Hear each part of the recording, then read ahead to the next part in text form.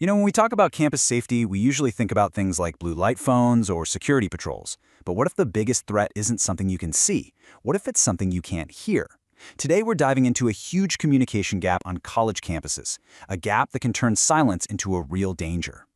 So, let me just ask you this straight up. If some kind of emergency went down on your campus right this second, would you even get the warning? And more importantly, would you have any idea what to do? Seriously, think about it. For a lot of people, the answer isn't a confident yes, and that's a problem. To really get a grip on this, you have to stop thinking of a university as just a collection of buildings. It's so much more than that. It's a complex, living system.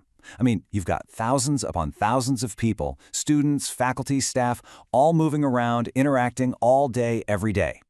And that kind of environment creates what we can call risk multipliers. Think about it. You've got high density, with hundreds of people packed into lecture halls. You've got high diversity, people from all over the world with different languages and abilities. And you have high complexity, with sensitive labs and massive IT networks. It all adds up to a place where you can't just cross your fingers and hope for the best. And this is where we hit the real heart of the problem, something we can call the dangerous silence. See, most universities have emergency plans tucked away in a binder somewhere. But there's this massive gap between the official policy and the actual people on the ground. And I'm not just guessing here. Let's look at the numbers. A jaw-dropping 43.5% of students say they're completely uninformed about what to do in an emergency. Almost half. That's nearly half the student body just walking around in the dark. And if you think that's bad, wait for this one. A full third of the entire campus community, that's 33.5%, don't even know if an emergency alert system exists at their school. They're not just missing the message, they don't even know there's a channel to listen to. So what does this all add up to? It's this huge, dangerous awareness gap. And look, this isn't just a number for a research paper.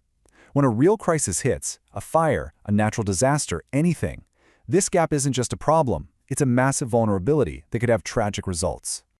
This really gets to the core of the tech problem, too. For years, we've relied on old-school sirens. What do? They give you a general warning. They basically just scream that something is wrong. But modern digital alerts, they provide specific direction.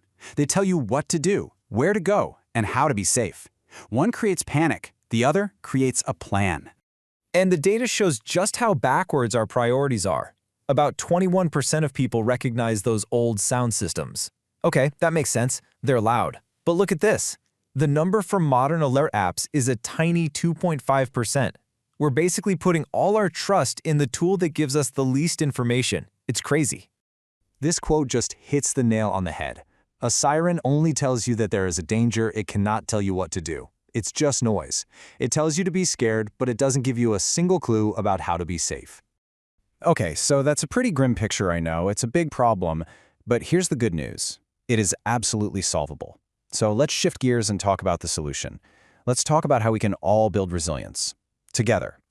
So what do we even mean by resilience? It sounds like a buzzword, but it's really important. The United Nations has a great definition. It's the ability to resist, absorb, adapt, and recover from a disaster. Basically, it's not just about being tough. It's about being able to bounce back. It's a capacity you build. And you build that capacity on three main pillars. You've got infrastructure, the alarms, the apps, the evacuation routes. Then there's organizational, the official plans, and who's in charge. But the third one, the human pillar, that's the one we're talking about today. That's the one where you come in. It's all about your own personal readiness and awareness. And this is the key. Resilience isn't some passive thing your university just has. It's not a grade on a report card. It's an active capacity that every single person, and that includes you, has to help build. It's a verb, not a noun. It's something you do. So you're probably asking, okay, great. What can I actually do? Well, it's so much simpler than you think. It's just 3 steps.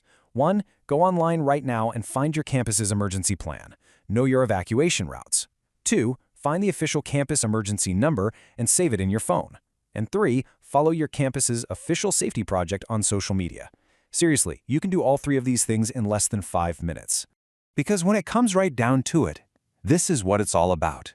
In a real crisis, when your adrenaline is pumping, preparedness is the one thing that separates freezing up from acting with confidence. It's what turns panic into a plan.